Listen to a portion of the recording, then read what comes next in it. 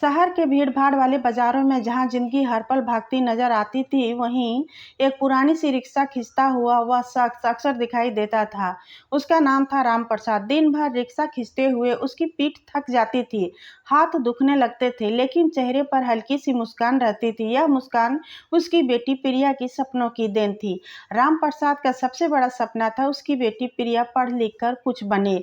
प्रिया बचपन से ही पढ़ने में बहुत होशियार थी। स्कूल के पहले वह हमेशा अव्वल आती थी। उसकी आँखों में कुछ बनने की चमक थी और रामप्रसाद उस चमक को कभी बुझने नहीं देना चाहता था। गरीबी उसके रास्ते की सबसे बड़ी रुकावट थी। कभी-कभी तो रामप्रसाद 2 वक्त की रोटी के लिए भी संघर्ष करना पड़ता था, लेकिन उसने कभी भी प्रिया की पढ़ाई में कोई कमी नहीं आने दी। वह खुद फटे पुराने कपड़े पहनता था, भूखा रहता था, लेकिन प्रिया की किताबों और फीस का इंतजाम हमेशा करता था। वह अक्सर रात में देर रात तक रिक्शा चलाता था ताकि वह कुछ और पैसे कमा सके। उसकी पत्नी भी लोगों के घर काम करती थी ताकि प्रिया की पढ़ाई जारी रहे। प्रिया को अपने माता-पिता के मेहनत का पूरा अंदाजा था। वह जानती थी कि उसके पिता कितनी मुश्किलों से उसे पढ़ा रहे हैं। उसने ठान लिया था कि उसके पिता का बलिदान को व्यर्थ नहीं जाने देगी। वह दिन-रात पढ़ाई करती थी और मोहल्ले में बिजली नहीं होती थी तब वह लालटेन की रोशनी में पढ़ती थी। जब किताबों की कमी होती तो लाइब्रेरी से किताबें लाकर पढ़ती थी। उसके मन में बस एक ही लक्ष्य था, आईएएस अधिकारी बनना। कॉलेज की पढ़ाई पूरा होने के बाद प्रिया सिविल सेवा परीक्षा की तैयारी शुरू कर दी।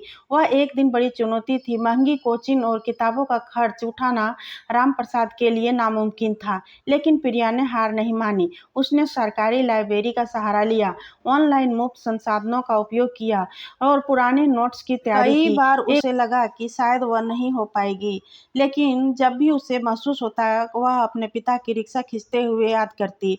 उसकी कमर की झुकी हुई रीढ़, उसके हाथों के छाले और उसके चेहरे पर दृढ़ संकल्प, ये सब प्रिया को हिम्मत देते थे। आखिर वह दिन आ ही गया जब सिविल सेवा परीक्षा का परिणाम घोषित हुआ। प्रिया का दिल जोरों से धड़क रहा था। उसने अपना रोल नंबर देखा और उसकी आंखों की चमक से नम हो गई। प्रिया का नाम सूची में था। इतना ही नहीं, उसने पूरे देश में 100 में से जगह बनाई थी। वह अपनी रिक्शा छोड़ भागा-भागा घर आया और उसे अपनी बेटी को गले लगा लिया।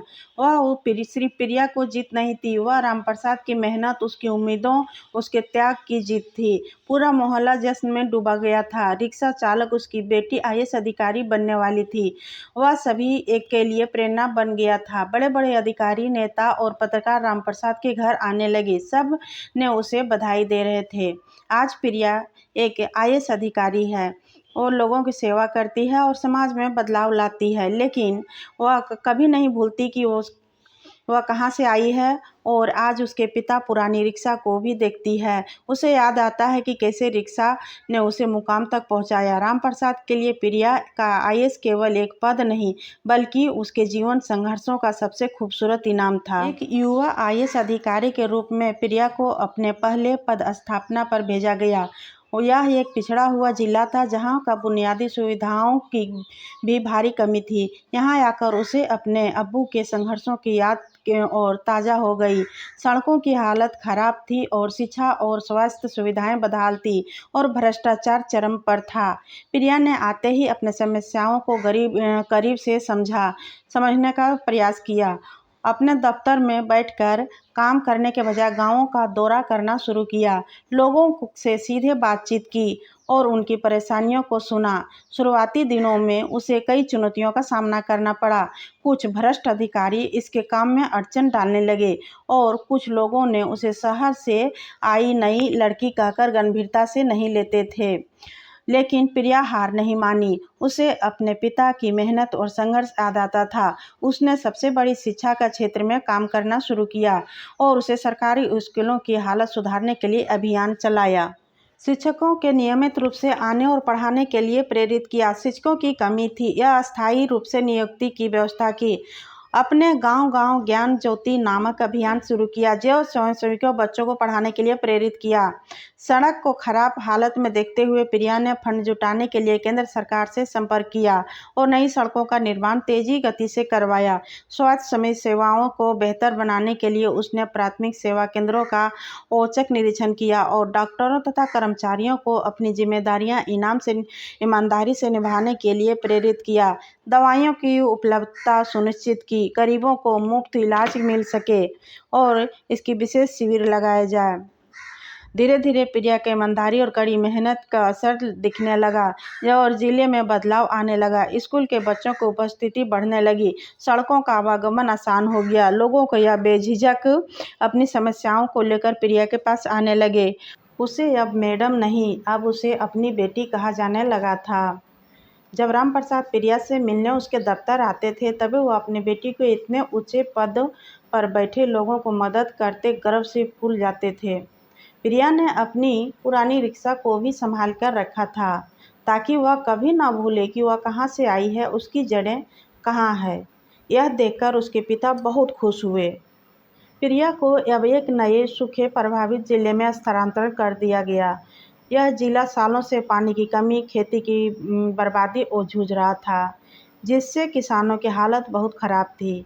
यह उसके लिए एक और बड़ी चुनौती थी।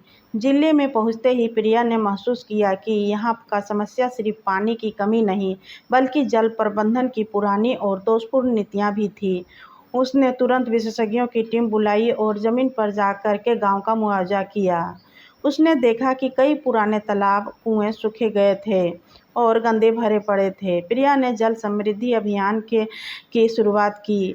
इसके तहत उसने सबसे पहले पुराने जल स्रोतों की सफाई और मरम्मत का काम शुरू करवाया। ग्रामीणों ने मनरेगा और योजनाओं के तहत इन कामों में शामिल किया। इससे लोगों में रोजगार मिला और बारिश के पानी गांव में छोटे छोटे डैम और वाटर हार्वेस्टिंग सिस्टम्स बनवाने पर जोर दिया। लोगों को यह सदुपयोग करने और फसल चक्र को बदलाव लाने की जागरूक किया। प्रिया की अथक मेहनत और दूरदर्शिता का परिणाम कुछ ही समय में दिखने लगा। अगले मानसून में अच्छी बारिश हुई तो जल समृद्धि अभियान के तहत नए स्रोतों में जल जमा हो गया। गाँवों में सूखे कुएं फिर से पानी से भर गए, खेतों में हरियाली लौटने लगी, किसानों के चेहरे पर फिर से मुस्कान आ गई। सिर्फ प्रिया का एक अधिकारी नहीं थी, वह लोगों की उम्मीद की नई किरण थी। उन्होंने दशकों से सिर्फ अनुभव और निराशा देखी थी। ये कहानी अब देश भर के युवाओं के लिए प्रेरणा बन चुकी थी कि वह कैसे एक साधारण पृष्ठभूमि से आकर के कोई व्यक्ति अपने समर्पण और ईमानदारी से बड़े बदलाव ला सकता है। रामप्रसाद की पुरानी रिक्शा को आज भी एक सवारी ढोने का साधन थी, अब एक ऐसे सपने का प्रतीक बन चुकी थी जिसे उसकी बेटी ने सच कर दिखाया था।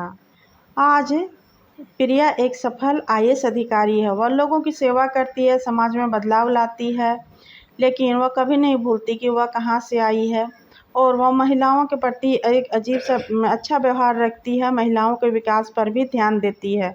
उन्होंने सड़कों और पर भी काम किया है, शिक्षा संबंधी काम किया है और समाज के कई बदलाव किए हैं।